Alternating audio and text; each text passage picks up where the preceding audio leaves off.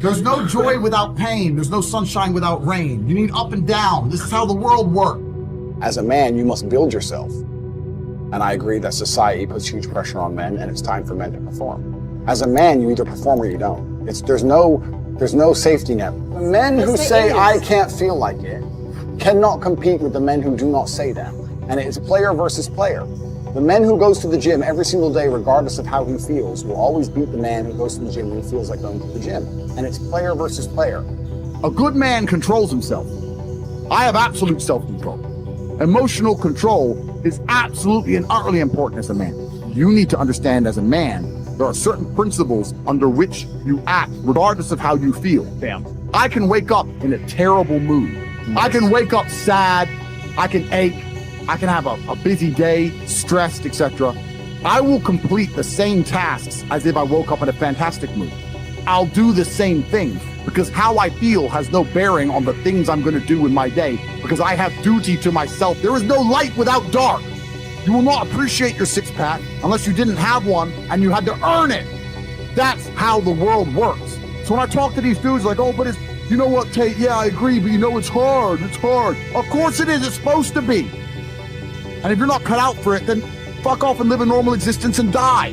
Sit there, letting other men enjoy the spoils of being a man and can die. If that's what you want to do, is just sit there and exist and then be fade into history unremembered. That's your decision. If you want to level up your character, then you need to get out here and do it. You need to be around brave men. You need to get some balls. You need to get your network together. You need to be paying attention, listen to the truth, humble yourself, stop sitting there with an ego. That's the game. But I made myself this way. I wasn't born this way. I absolutely and utterly made myself this way.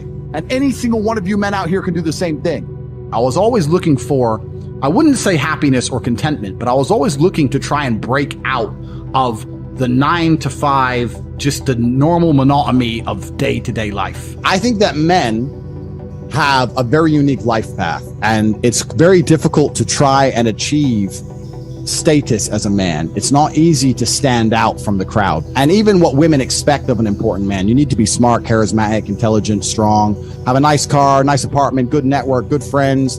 You need to be able to handle stress. You need to be competent. There's so many things you need to be able to do. It's difficult for a young man to even have all these things. You need to start leveling up your mentality, your spirituality. You need to level up your ability, physicality. There's so many different ways you can level up, like a video game character, right? Once you have all the unlimited money, you can then start ticking all the stats boxes. Knowledge. When guys say to me, okay, well, how do I make women respect me? Well, I say, well, how do you respect yourself? That's the first thing. No one's gonna respect you if you don't respect yourself. Do other men respect you? Like, how do you act in a way that commands respect from anybody? I say, look, if you focus on yourself and make yourself being who you are, being a high value male, women will detect it and it won't be so difficult for you. You have to respect yourself first. And how does a woman respect a man? When she sees that he respects himself and other men respect. You need to understand that the world you live in as a man, in my personal view, has been very purposefully constructed. It's been constructed in a way to destroy your masculine power. And the future of the world, especially in the West, is a further encroachment on your sovereign ability, your sovereign thoughts, your base instincts, the things that make you happy.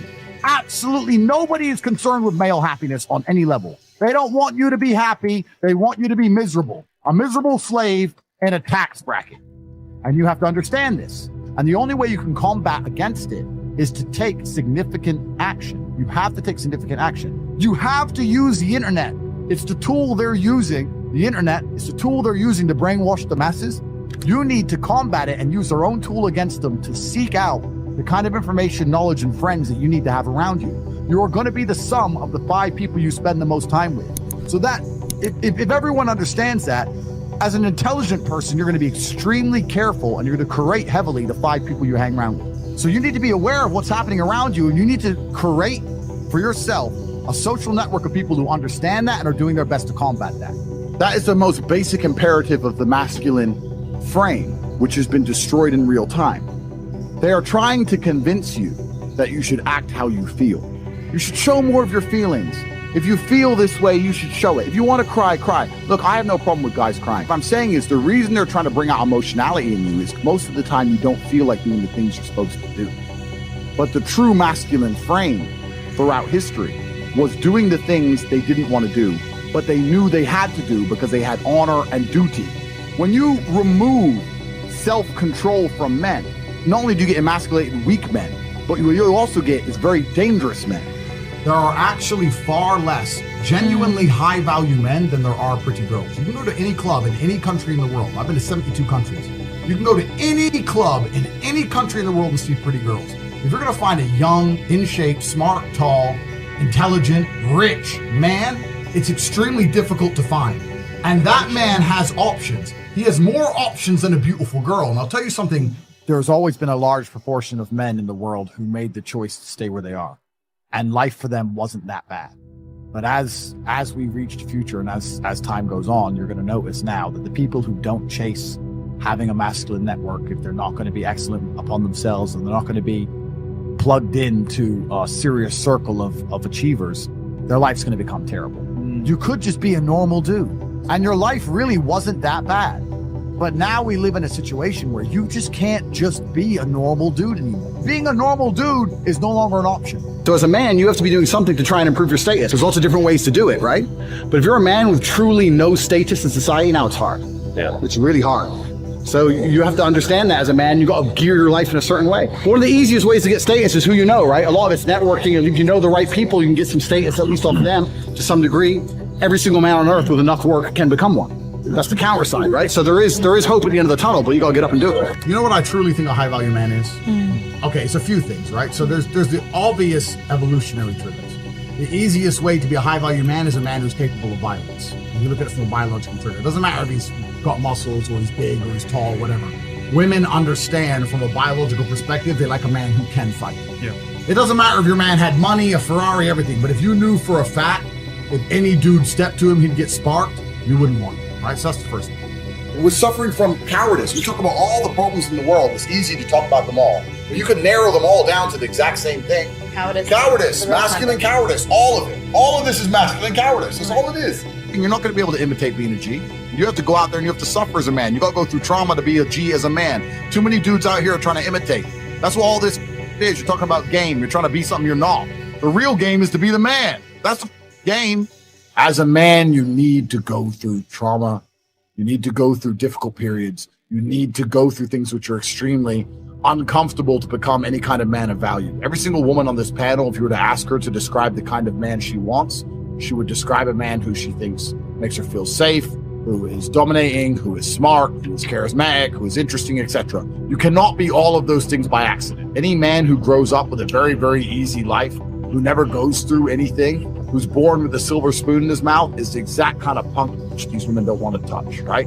As a man, you need to suffer and you will survive. And you need to internalize it, not become a weirdo, accept that the trauma is what's going to make you strong enough to become the kind of man that's respected by society, and you can use it for your own advantage.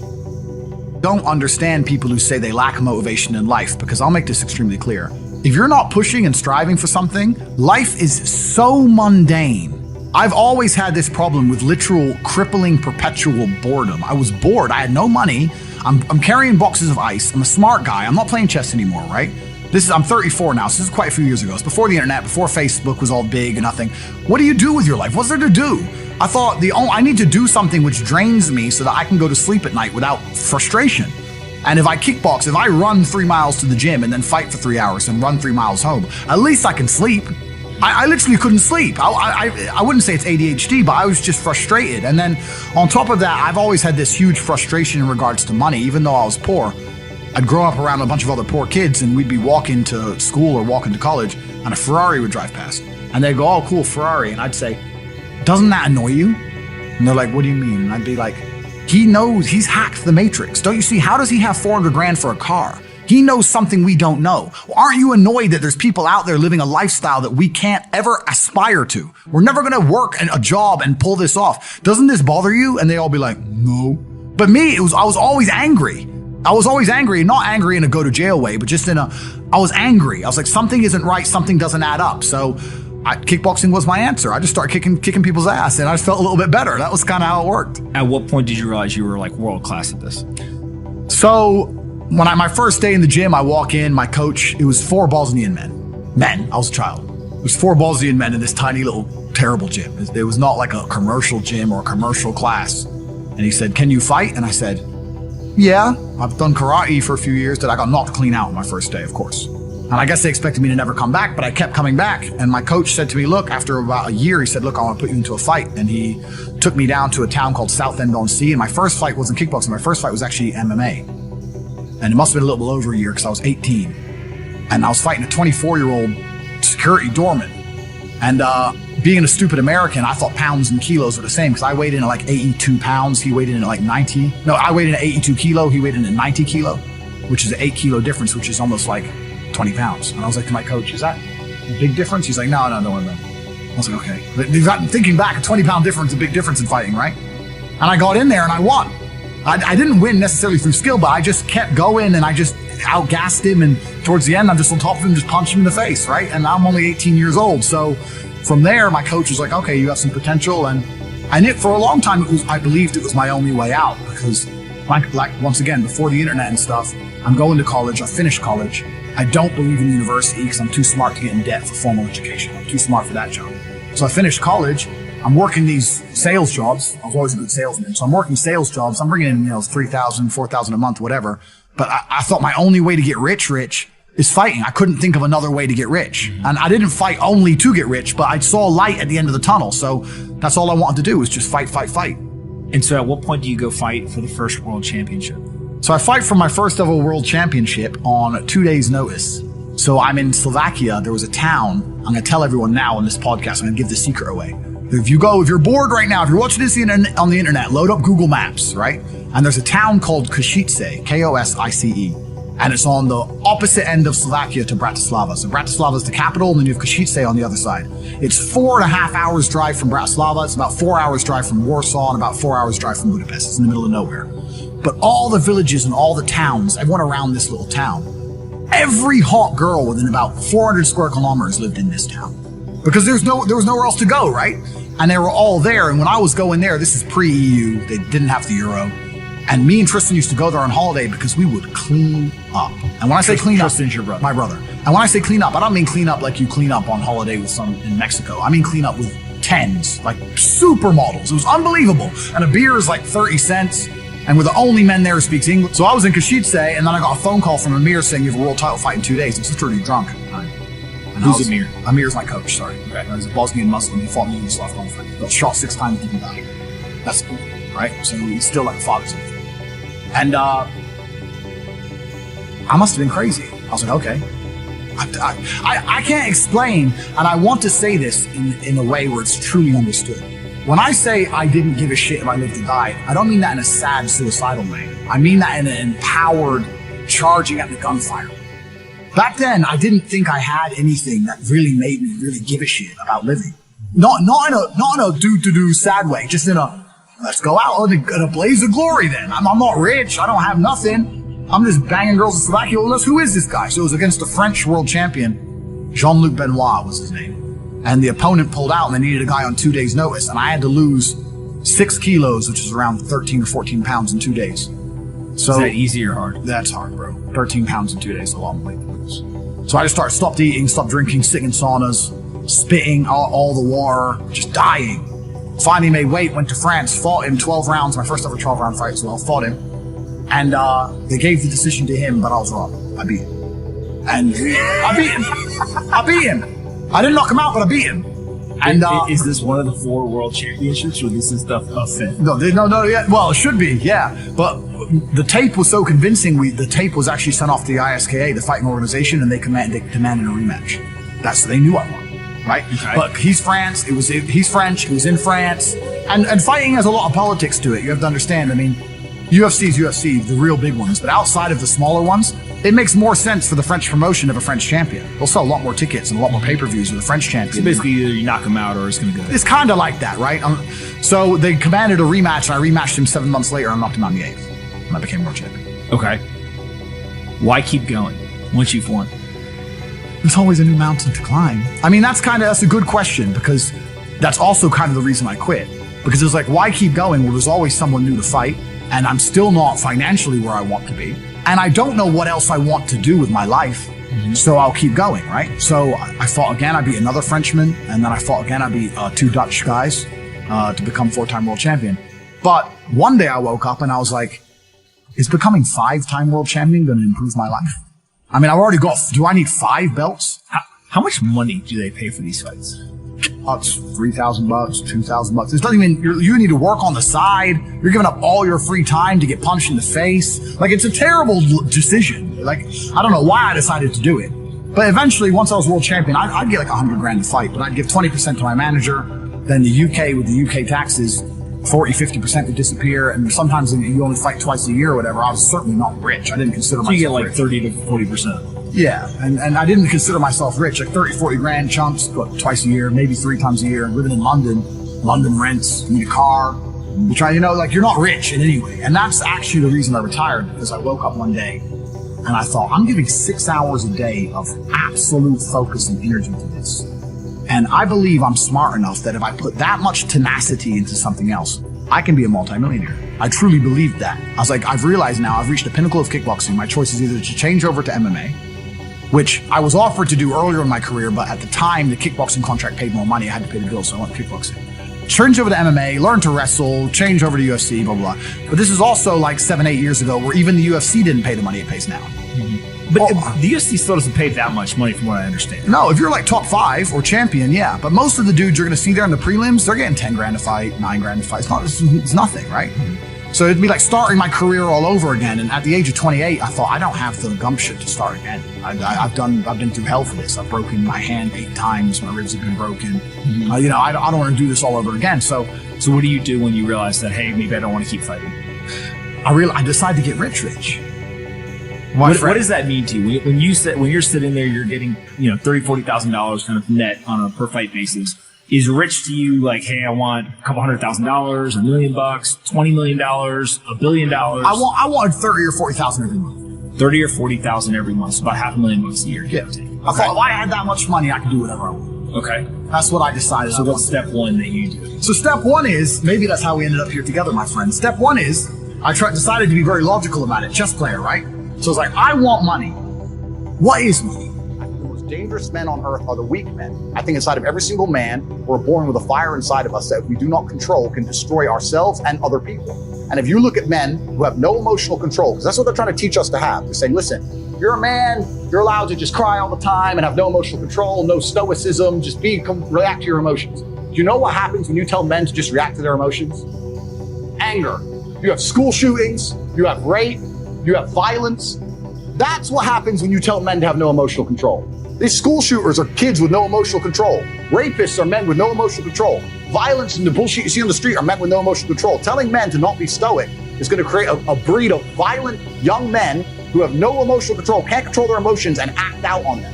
That is absolutely not only more dangerous to society than me coming along saying, listen, I don't give a fuck how you feel, young man.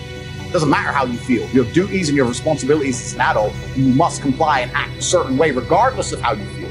That is better for society as a whole, especially as I'm only teaching the tenets of, listen, go to the gym anyway. Doesn't matter. You don't feel like it. Go anyway. Listen, your girlfriend left you. Your heart's broken. You're not allowed to stalk her. She doesn't want you. Get the fuck over it. What I'm saying is good for the world. They're saying, no, act out your emotions. Cool, you're creating stalkers, rapists, and school shooters. These people are fucking dangerous. If you're not a competitive male, you're going to be perma-depressed. You don't have a mental disease. You're just in a competitive environment and you are losing. You need to become a competitive person. There's no easy way. It's going to be hard. It's going to suck. But if you get to Top G, the name, if you get there, it's a life worth living. That's what I'm saying. And then millions of young men are going, wow, he's showing that you can be born from nothing, single parent on a fucking council estate in the worst town in England, be stabbed, come from nothing, and survive and end up with a multi-millionaire. Maybe I can do it if I work hard and I'm diligent and I try hard and I'm really giving hope to the world. And then they delete me. Then they put up a new thing about men's mental health, saying which pill they should take. And then they put James Charles on the algorithm. This shit's evil. It's genuinely criminal. I am nothing but a positive force for the world. And this is what I was talking earlier about the hero's arc and the arc and the redemption, because I think that inside of human consciousness, people are very, very familiar with the idea of the arc of a villain turning into a hero. It's in the Bible. It's in every superhero movie. The guy starts off bad. He's crazy. He's too bad. We don't want him. He's a maverick. You can't control him, blah, blah, blah. But towards the end, you're like, where's Batman? Where's Batman at? And it's going to take a matter of time before people realize, you know what? Tate was actually a good force for the youth. Perhaps he needs to create his message. Perhaps he needs to take his newfound fame on board and change the way he says certain things. Agreed, I'm not infallible as an individual. But to sit here and say I'm dangerous and I must be deleted is disservice to all the men of the world. And then they're going to start printing articles talking about men's mental health. They don't give a fuck about men. They don't give a shit about the 18-year-old boy out there who can't get a girlfriend who's genuinely lonely and the fucking sports stars fucking them all. I'm telling him what he has to do. I'm saying, listen, bro, of course the sports star's fucking them all. He's a G. You ain't shit. If you were a chick, would you choose you? Because I fucking wouldn't. So whose fault is that? The best thing about being a man is you get to build your character from the ground up. You're not born with any value. You're born as a blank slate. I decided I wanted to be a big toting, kickboxing, Bugatti driving fucking bad boy. I did it all myself. You get to choose. You want to be a musician and be sensitive and play guitar and get them that and be important that way. You get to choose. You want to go get in the cage. You kick the fuck out of somebody. You get to choose to be anything you want, but you have to go and do it. It's going to be difficult because it's competitive, but that's the beauty of being a man, the blank slate. And I inspire men to look at themselves as the blank slate and go, you know what? I ain't shit now, but I can become anything I want. How could I possibly give up on myself? You are so lucky. You have all the building blocks to become the exact kind of man you want to be. If none of this shit happened to you, when something else bad happens to you later, you wouldn't be able to deal with it. Fantastic. And he goes, no, but you know, this. He replied again with more excuses. Said, why are you making excuses? I just told you what happened to you is a good thing. You need to reframe your mind. Bad things happened to Batman. They killed his parents. Do you understand? That's why he's Batman. You've just told me you have the building blocks to become you might become top G when I retire. Fantastic. What are you complaining about? He goes, well, what do I do? I said, you need to work. Take all that trauma. If you're truly heartbroken, my friend, and we've all been there as men, if you're truly heartbroken, you can't sleep. That means you're going to get in fantastic shape. You better hit the gym. You have nothing else to do. Stop watching YouTube. Stop emailing me. I want pictures of you in the gym. Get to fucking work. Heartbreak's a fantastic motivator, as is depression, as is sadness. Great.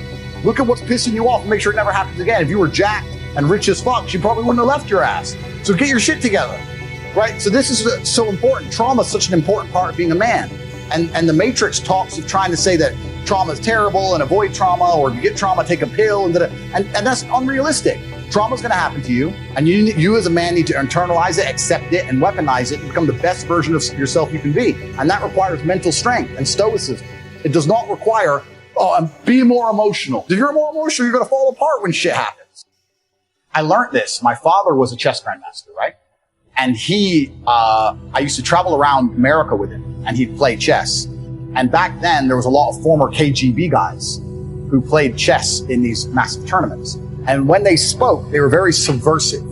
He'd introduce you to his girlfriend, and she'd be his wife. And then his other girlfriend, she's his wife. And then his friend is his daughter. And then they just say things that aren't really true. Another thing they do is they're very, very emotive with their hands, which is a habit that I kind of learned sometimes. So if they were sitting there and an argument got kind of heated, they'd begin to move their hands a lot as they disagree. Listen to me, listen, da-da-da-da. And they move their hands because then you can't see if they're going to hit. So they start to move their hands and you get used to it and then whack. Right? So there's a few things I picked up from them, but there's a degree of subversion. So if I sit and say I have 5 wives or 10 wives or 1 wife or no wife, I like that the Matrix doesn't completely understand what I have. That's one of the main reasons I do it. The second thing is this. I sat there with a reporter from the Telegraph who said that, why would you have 5 wives? If you cheat on them, they're unhappy. And I said, my friend, who are you to tell women how they feel and what decisions they want to make? How insulting of you, how chauvinistic are you to sit and say that women do not have the independent thought to decide, I am prepared to share the top G because of his qualities and accolades and financial capability, as opposed for you to sit here and say they're not allowed to think that. They have to think what we believe they should think, what the Matrix tells them they should think. There are plenty of beautiful women out there who will say, you know what, a man like him, he might do this and that on the side, but you know what, he's my man. People will constantly tell you to not talk in a way which is full of conviction. People do not like you to be arrogant and have an ego. This is the worst thing ever. Let me tell you a fact, number 1 facet of the G mindset. Your life is never going to be worse if you walk through the world believing you are the fucking man. You wake up, you look in the mirror and go, I'm the fucking man. I am the man. There's no one on this planet who can do shit I couldn't do if I put my mind to it. I don't give a fuck how good you are at piano. If I decide to play piano, I would be better than you at piano. And I believe that. I don't just say these things, I fucking believe them. And when you go through life believing you really, really are the man, there are very few downsides. The downsides are everyone's gonna call you an arrogant, everyone's gonna call you arrogant, everyone's gonna call you a dickhead, everyone's gonna say he has a big ego. You're gonna lose a few loser friends. Who cares? What you are gonna gain is other people on the same path. You're gonna gain other people saying, yeah, well, I'm the fucking man too. This guy's the man, let's make some money. That's what's gonna happen.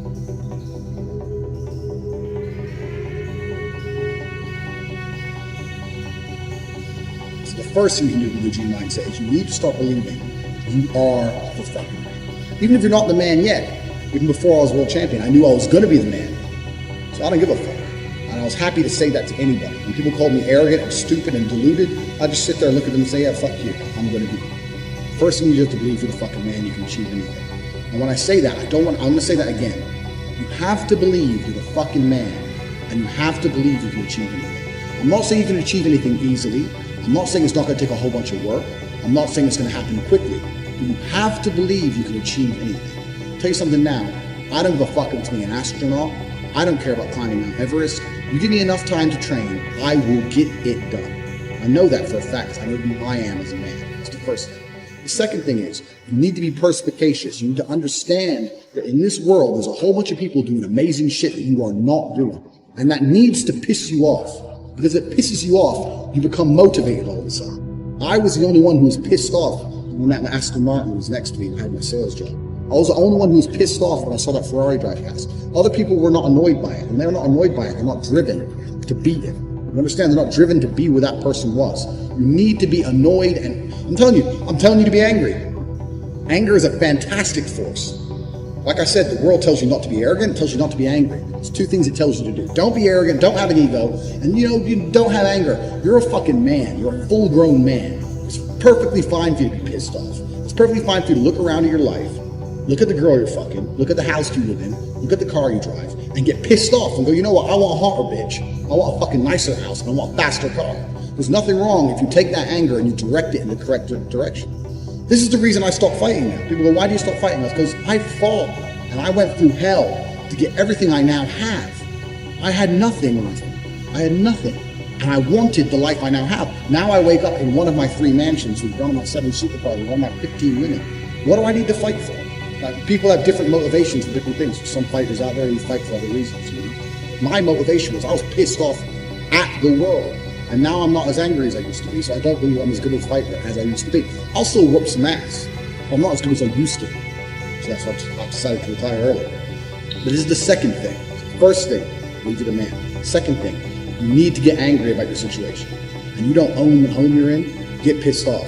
If there ain't a Ferrari on your drive, get pissed off. If you don't have 10 Playboy Bunny level beauties, get pissed off. And well, what the fuck? You need to sit there and realize, whoa. I have a few years of consciousness. And even less than that, I have a few short years as a young man, because age will damage you. I mean, if you're a millionaire when you're 60, it's not nearly as good as being a millionaire at my age. I became a millionaire at 28. So you need to realize you've got a few short years as a young man. You're fucking wasting them. You need to sit there and go, fuck, shit, get angry. Because getting angry, forced, directed anger is an extremely powerful force. And these are the first 2 things you can do for achievements. Only person who gives a shit about your life truly is you. And if you don't give a shit, then you're fucked. But point 2, get angry, you're going to start giving a shit very soon. And after you get angry, you need to realize that nobody is going to give you the things you want. It doesn't matter if Donald Trump is president or not. You use Trump fan, and it doesn't make a difference. No politician is going to make you rich. No one else is going to come along and say, I'm going to concentrate my effort on fixing your life. Nobody. You have to understand you're out here alone, absolutely alone. When you understand these 3 things, you start to see how a mindset comes together. Nobody's going to save you. You're fucked. It's totally down to you. You're pissed off with your current situation and you want to change it. Plus, you believe you can do absolutely anything. This is how I thought at 18 years old. Because at a very young age, when I had my prime resource of energy and power at 18, 19 years old, I understood those 3 tenets. I believe I can do anything. I'm pissed off I don't have the life I want. And nobody else is going to give it to you. These are 3 things you need to understand. If any one of these elements is missing, you'll never have the right mindset. The G mindset will never formulate if any one of these elements is missing. All 3 are absolutely essential. And the sooner you get your act together, the The sooner you start to panic and worry and be concerned that you're 24 or 25, you're not fucking rich yet. There's 24 and 25-year-olds out there who got a contract for a fucking NBA with their parents, or they won the lottery, who knows what. There's 24 and 25-year-olds out there who are multimillionaires fucking the hot models. These Instagram girls with 3 million followers, they're getting dicked by someone and it ain't you. And that needs to piss you off. You need to get concerned, you get worried, shit, I'm running out of time. You need to get some urgency in your life. Put these 3 things together. It's absolutely essential. It's the beginning of the G mindset. When you have these 3 things totally done, I'll tell you what happens. I'll tell you what happened for me. So I became a sayer. So my brother used to say, you've become a sayer. And what that means is I made a pact to him that my word was unbreakable, strength and honor. And that if I said something, I meant it.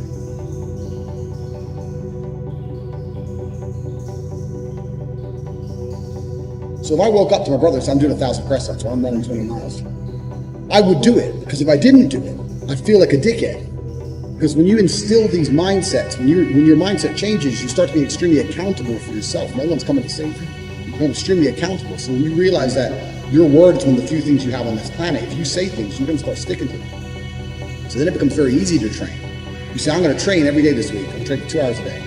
As soon as you've said it, it's basically done. If I say something, it's basically done. It's set in stone. If I say something, I'm going to do it. There's no way I'm going to say some words and speak them into existence on this planet. And then I'm going to be the kind of pussy who quits because it's too hard. If I say I'm going to do 10,000 push-ups, I'm going to do it. Because I'm the kind of person who sticks to the words he says. And this is another thing you don't understand with G mindset. Be very, very specific with what you say. Because if you instill your mindset correctly, and you start to just say things, just start saying things. Then you hold yourself accountable. Say things you don't even think you want to do. Wake up and go up to your friend or your mom or whoever and say, you know what? I'm going to do 1,000 push-ups today. Say it to people. And they're going to say, no, you're not. So watch me. And then you have a choice. You're either going to succeed like a G, or you're going to be a little pussy. You're going to quit at 310 because it's hard. What kind of man are you? That's a decision you need to make. If you're the kind of man I was, I'd say shit and I'd fucking stick to it. My brother said, you become a sayer. I used to train with my brother. He'd say, let's do 500. He'd say, let's do 2,000. He'd say, well, you've said it now, so we have to do it. I say, exactly. I said it now, so now we have to do it. There is no surrender. We have to do it. This is another facet of the G mindset. This is number 4. You got to start saying shit, and your word has to be iron, unbreakable.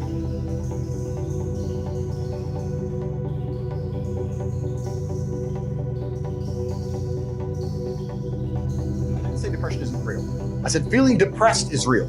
But the idea that depression is going to strike you in your mind and there's nothing you can do about it, I think that is promoting helplessness amongst depressed people, and that's the reason they kill themselves. I don't think that making people helpless in an unfortunate situation is the great thing to do. You have to give people hope. And I explain that when you believe in something, you give it power. So I tried to say that when I felt at my lowest and I achieved the most I've ever achieved in my life, the reason I was capable of doing that is because I didn't believe in the paradigm of being a depressed person. I just believe that this is how I currently feel, and fuck it, I'm going to do whatever it takes to get my life to be better. And I gave a very simple example, an analogy. I said, if you take 2 people, one believes in ghosts and one doesn't, and you put them both in haunted houses, and in the middle of the night there's a bang. The person who believes in ghosts is now terrified. There's a ghost, they're calling an exorcist, they're panicking in the room, they're hiding. The person who doesn't believe in ghosts goes wind and goes back to sleep. It's the same noise, it's the same scenario, but it's the belief in their mind that and ruins their life. It's the belief in their mind that turns against them. And I've said this many times.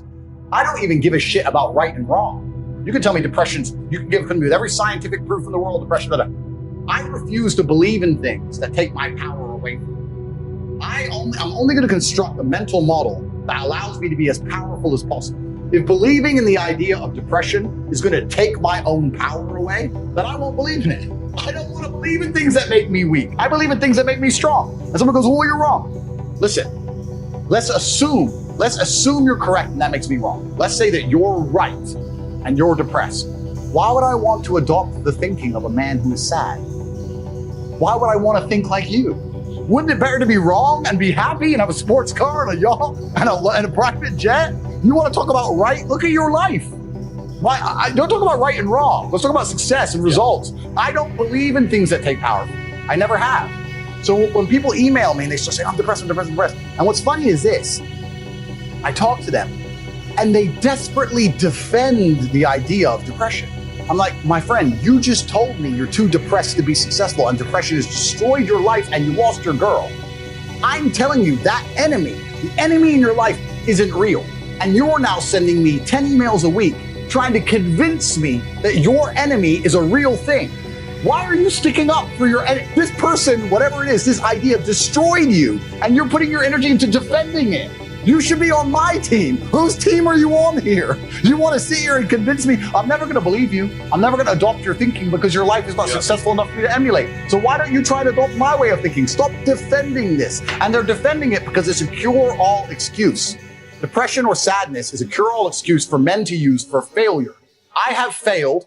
This is why they say I don't believe in men's mental health, or the man who's depressed can't compete with the man who's not depressed. This quote. I say, listen, you get to roll out, be fat, be out of shape, be broke, be unimportant with no girlfriend. And instead of the world thinking you're a loser, you get to say, I'm not a loser, I'm depressed. It's a shield. Yeah. And I say, that's why you don't want to lose your shield. Because now you have accountability, now you have performance. It's a cop-out. Fuck it off. I don't give a shit if it's real or not. We're not about that. We're talking about success here. Get rid of your excuses, stop defending the thing that's ruined your life, and get to fucking work. And every time anyone has ever listened to me in history, ever, every single one of them's transformed their lives and messaged me positive messages afterwards. Every single fucking time. That's why I'm antidepressant. Because that pill ain't gonna fix you the way becoming the man you wish you were is gonna fix you.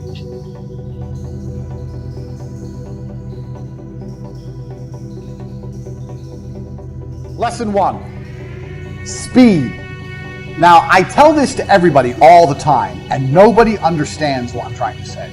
I'm going to try and articulate it. Speed is extremely important in business. Everything that needs to be done must be done fast. That doesn't mean it has to be done cheap. It means it has to be done quickly. People seem to conflate the two. That if you do something quickly, it must be terrible. That's not the case. When you're a professional fighter, you learn to punch. Your instructor says faster, faster, faster. You learn to punch faster. You don't degrade your punch. You don't start punching like an idiot. You keep the same quality of punch, but you do it quicker. Now, nobody in the world, the modern world especially if you're dealing with creative people in any kind of regard, they don't understand speed. Numbers people kind of understand speed. Creative people don't understand speed. And this is they have a strength and a weakness there. Creative people have something I don't have. They're very creative and they can see things I can't see, but it takes time. I'm the complete opposite. I want everything done straight away now. But speed is super important for a business, and I'm going to tell you why. So whatever you're thinking of doing, whatever the business you're thinking of running, you need to do things quickly. If an airplane, everyone knows how planes work, is flying through the sky, even if its engines fail, it will continue to fly. If the engines fail, it will not fall out of the sky and instantly crash to the ground. It will continue to fly. Do you know why? Because it has forward momentum. It's going forward, and that means the wings are creating lift, air is going underneath the plane. As long as the plane goes forward, it will not fall and fail. And a business is exactly the same. The key with business is to make sure you're always moving forward, always producing content, and always doing everything you can as quickly as possible, while maintaining the quality. Do not conflate quality with speed. You can do the same. If you have an idea right now and you have someone you're working with, let's say you need a new website. You tell the company it's going to take 2 weeks. No, it's not going to take 2 weeks. It's going to take 3 days. I'm going to find somebody. You can't do it in 3 days. I'll find someone who can. You can build a good website in 3 days. People have unrealistic, stupid time frames. Everyone thinks things take forever. Things don't take forever. Things can be done quickly. I know, because I've done it. I've pushed people who have done it myself and seen what's going to be done. You know what I could do in 2 weeks? Me, as a man who knows nothing about web design, in 2 weeks, I could learn web design and build a website. And I know nothing. So how the fuck can you, the guy who knows websites, take 2 weeks to build a fucking website? It's garbage. Everyone is slow. And being slow is deadly to a company for 2 reasons. 1, the faster you get things online, the faster you start making money. Now, if you make money today because you were in a rush, let's say you quickly push and you get it online today and you make money. That's one universe. And another universe where it takes a week and you get it online. That week of making money is gone. That money is lost. The longer it takes to get something online, the less money you're going to make as a whole. If I start a company today to the end of my life, and start a company next month to the end of my life, the one I start today has been running longer. It's going to generate more money. The quicker things are done, the quicker money is made. It's as simple as that. That's starting a company, even if a company is already online. Speed is super important once again. I'll give you an example. Let's say, I don't know, producing an advert. The faster you produce an advert, the faster it's out, the faster you get results. If you do it quick enough, you might be able to produce 2 adverts in the time that other people take to produce 1. Now you have double the advertising that other people have. Speed. You have to attack and you have to move quickly. When I talk to people say to me all the time, I have a business idea. I say, okay, cool. A week later, I'll say, how's your business? Well, what business? You have an idea and it's been a week. Where's your fucking company? Where's your business? It's been a week, you ain't done shit. People are lazy, people are slow, people are complacent, including you. Everything must happen instantly, quickly, fast, speed, attack. Hitler conquered Europe with blitzkrieg. You need to go quickly. I cannot emphasize this enough. Lesson 1, speed is important. Nothing can be slow. I'll tell you another quick story about this lesson. I went to apply for this job. They said I need a degree. I said, I don't need a degree. They're like, why didn't you go to university? Because I ain't got 4 years to waste from school. I'd rather get 4 years of experience out here working jobs. I'd rather have real experience and money in my pocket and learn the hard way than go to some school and sit around and drink alcohol and do drugs, like all these other university graduates are. I'll work for free for 1 week. And if you don't think I'm good, don't give me the job. I worked for free for a week and they gave me the job. So I'm a G. So there you go. That proves how pointless uni is. I got the job above all the graduates because I was prepared to do 1 week's free work. Well, it's better to do 1 week's free work than 4 years free work while paying money to go. Waste of time. So I got this job at TriStar. I'm there. I break the company sales record in the first month because I was just on the phone. Hard work. Just call it. I would call everyone. Everyone in the office would laugh at me because we were a real small business. I would call the companies like McDonald's, like the huge companies that we never stood a chance of getting a deal with. I'd call everyone, tenacious. So I broke the company record. In the first month, I landed 3 40-grand deals, 120 grand profit, 10% turnover, 10% commission, 12 grand for me. I was 20, 12 grand. I didn't have never had this kind of money in my fucking life. I couldn't believe it. Turns out, the top salesman there, besides me, because I broke the company record for the first month, the best salesman there was a guy called Dan. He wanted to start his own TV company. So I'd only been there a month. Now I'm having lunch with Dan, the number 2 in the company, and he's saying, I'm going to go start my own TV company. I want to make you that. So I only worked for this company a month and a half before I quit and start my own TV company. I'm 20. I own 50% of the TV advertising agency. Speed. If you are moving fast, you cannot fail. Speed wins. Get the money in. Get a deal. Produce the advert. Get it out. Get someone else in. Get money. Now, speed. No, we can't wait. When's the meeting? Oh, next Wednesday. No, it's not next Wednesday. It's tomorrow. Tell them we'll go there tomorrow. They can only travel to us next Wednesday. We'll go to them tomorrow. We have to close the deal now. Money, money, money, money, money now. Speed. I cannot emphasize this enough because it is my entire business philosophy. If I had to give you one important point, this is the reason this is the first point. Speed. And everybody is slow. And if you start to work like me, you'll realize everyone's slow, and that's okay. But things must happen quickly. It's extremely important.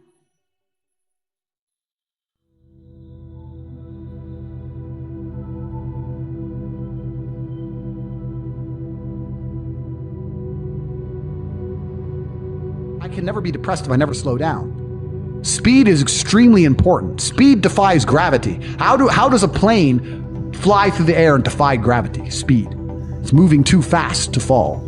If you're always attacking life, if you're always doing things, if you're always making more money, if you're always traveling the world, doing this, doing that, new car, here, there, new podcast, meeting James English, boom, boom, boom. If you're always doing things all the time, unhappiness can't catch you. But I also know that speed is a fantastic way to be happy all the time. I'm always looking forward to something. I wake up every day excited.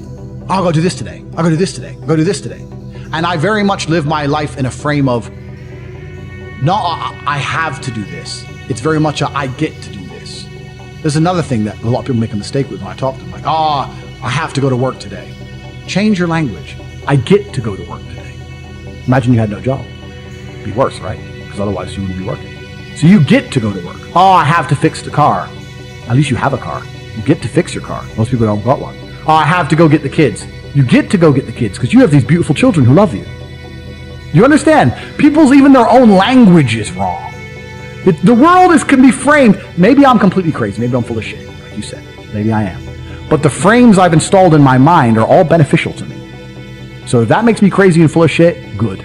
Because I can't become depressed. So you can sit there and tell me I'm full of shit while you're depressed, and I'm happy. And I would never want to adopt the thinking of a depressed person. People will shield laziness with anything. No one wants to admit they're lazy. So they'll shield it with disbelief. That's a scam. Or, I don't work hard, I work smart. Bollocks. More cover. For just anything it takes to say, I don't want to work. Do you believe in that? Work smart or not harder? I believe in both. Yeah. But there's a time when it comes to work smart. And most people are trying to do the smart work before they do the hard work. It's kind of like talent, right? You don't notice if you're talented at something until all the hard work's done. Yep. I could be the most talented tennis player in the world, but I don't play tennis. So if I go down the tennis court, Joe Schmo's going to smoke me. I don't get to see my talent until I've worked so hard that I'm in the top 1%, and now I'm beating them because I have some God-given gift. Yeah. You understand? Yeah. You have to do the hard work first. If there's no hard work, there's no smart work. So someone's going to sit there and go, I work smart, I don't work hard, so I only have to work an hour a day. If working smart gets you a lot done in an hour a day, then you should work smart for 12 hours a day and get 12 times the work done. I am absolutely and utterly a believer in hard work. I'm a proponent of hard work. I have all this money and all I do is work. My entire life is work. This podcast is work. I'm getting in the car and going to another meeting, work. I want to go to the gym so I'm in good shape, work. It's all work. My entire life is work. And people don't want to look at life that way. They want to talk about work-life balance and being lazy and all this crap. I don't believe in any of that. I believe in if you want to win, you have to outcompete the man who's prepared to do nothing but work. It's player versus player. If you're going to sit there and go, I don't want to work more than an hour a day, well, the guy who does want to work more than an hour a day is going to beat you. And no matter how smart you are, there's always a smart dude who's doing the same smart work you are for more hours than you're doing it. That's just the nature of the game. The way that humans work and the way that we've evolved as a species is that we don't really learn lessons unless they're learned the hard way. Yeah. I believe that unless a lesson is taught the hard way, you're not going to learn it. You can have so many near misses and people won't learn their lesson.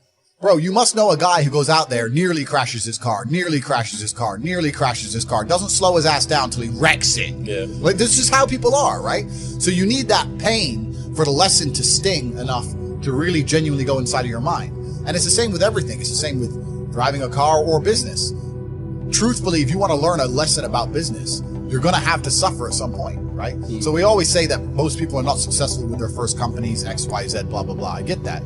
The truth is, there's a lot of people who make a lot of money with their first company, but they just spunk it, act an idiot, and it all blows up in their face. And that's how you get the discipline on your fourth company, that when you have $3 million in the bank, you just leave it there.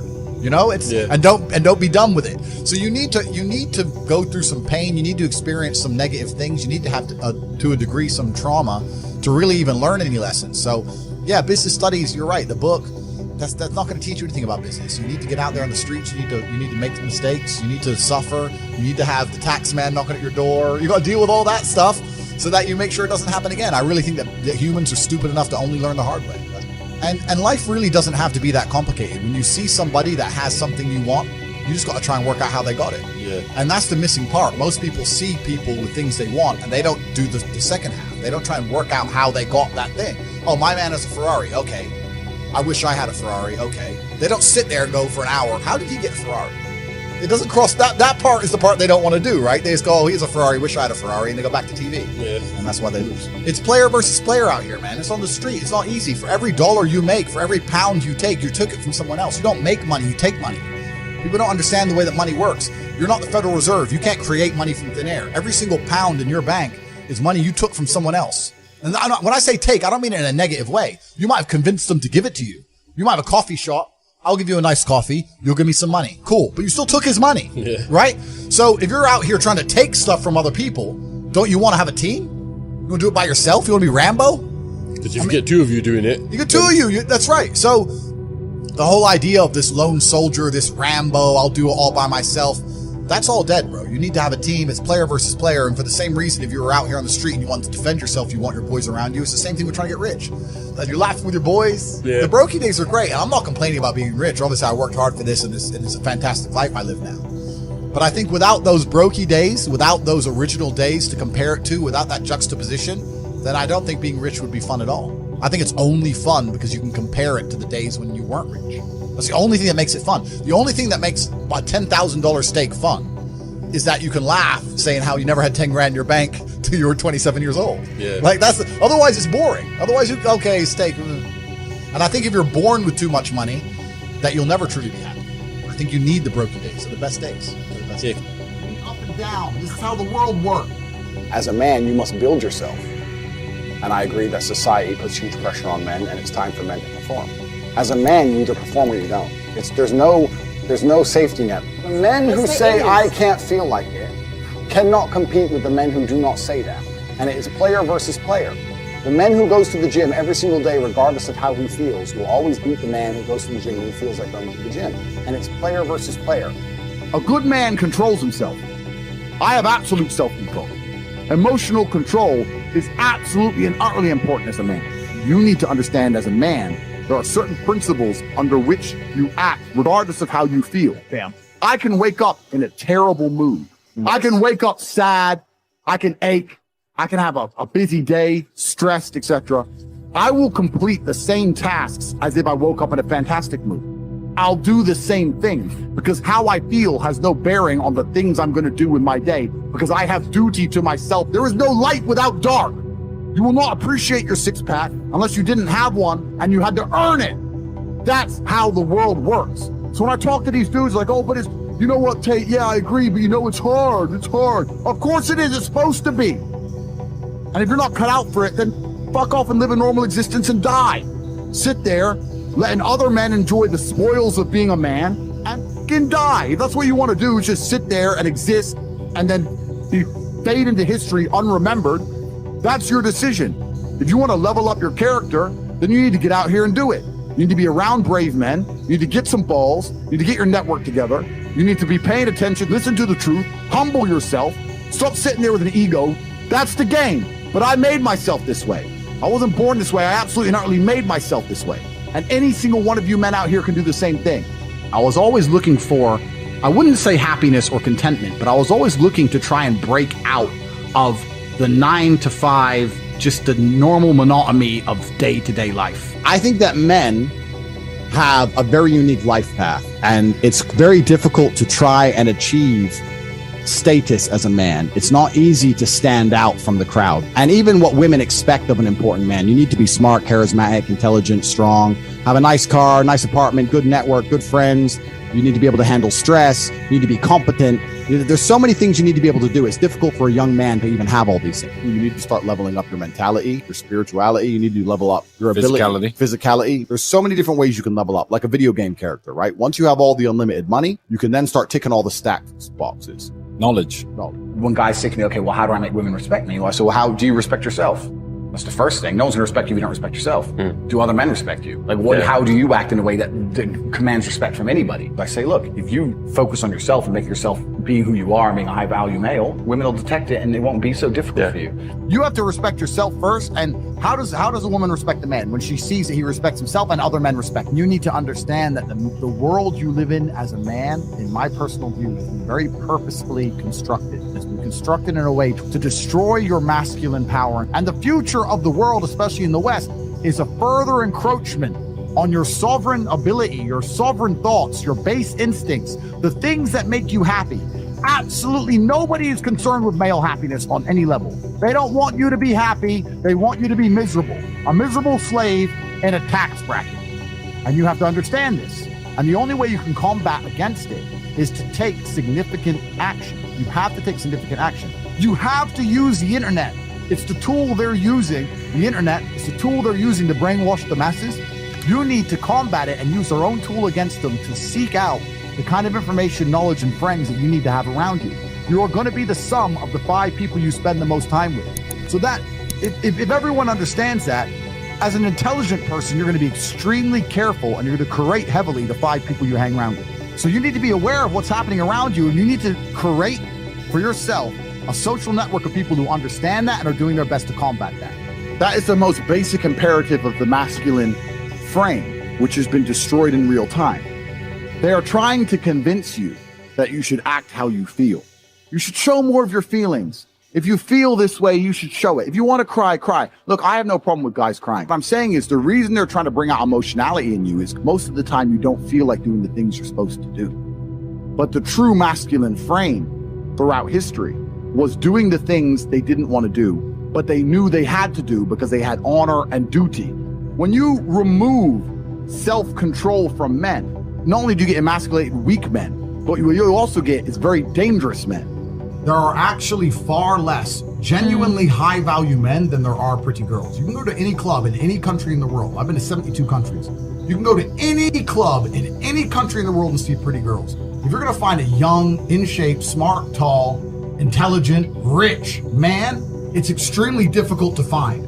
And that man has options. He has more options than a beautiful girl. And I'll tell you something. There's always been a large proportion of men in the world who made the choice to stay where they are. And life for them wasn't that bad. But as we reach the future and as time goes on, you're going to notice now that the people who don't chase having a masculine network, if they're not going to be excellent upon themselves and they're not going to be plugged into a serious circle of achievers, their life's going to become terrible. You could just be a normal dude, and your life really wasn't that bad. But now we live in a situation where you just can't just be a normal dude anymore. Being a normal dude is no longer an option. So as a man, you have to be doing something to try and improve your status. There's lots of different ways to do it, right? But if you're a man with truly no status in society, now it's hard. Yeah. It's really hard. So you have to understand that as a man, you got to gear your life in a certain way. One of the easiest ways to get status is who you know, right? A lot of it's networking. If you know the right people, you can get some status, at least off of them, to some degree. Every single man on earth with enough work can become one. That's the counter side, right? So there is hope at the end of the tunnel, but you got to get up and do it. You know what I truly think a high value man is? Okay, it's a few things, right? So there's the obvious evolutionary triggers. The easiest way to be a high value man is a man who's capable of violence. If you look at it from a biological trigger, it doesn't matter if he's got muscles or he's big or he's tall, whatever. Women understand from a biological perspective, they like a man who can fight. Yeah. It doesn't matter if your man had money, a Ferrari, everything, but if you knew for a fact, if any dude stepped to him, he'd get sparked, you wouldn't want him, right? So that's the first thing. We're suffering from cowardice. We talk about all the problems in the world. It's easy to talk about them all. But you can narrow them all down to the exact same thing. Cowardice, masculine cowardice, all of it. All of this is masculine cowardice. That's all it is. You're not going to be able to imitate being a G. You have to go out there and you have to suffer as a man. You got to go through trauma to be a G as a man. Too many dudes out here are trying to imitate. That's what all this is. You're talking about game. You're trying to be something you're not. The real game is to be the man. That's the game. As a man, you need to go through trauma. You need to go through difficult periods. You need to go through things which are extremely uncomfortable to become any kind of man of value. Every single woman on this panel, if you were to ask her to describe the kind of man she wants, she would describe a man who she thinks makes her feel safe, who is dominating, who is smart, who is charismatic, who is interesting, etc. You cannot be all of those things by accident. Any man who grows up with a very, very easy life, who never goes through anything, who's born with a silver spoon in his mouth, is the exact kind of punk which these women don't want to touch, right? As a man, you need to suffer and you will survive. And you need to internalize it, not become a weirdo, accept that the trauma is what's going to make you strong enough to become the kind of man that's respected by society, and you need to use it for your own advantage.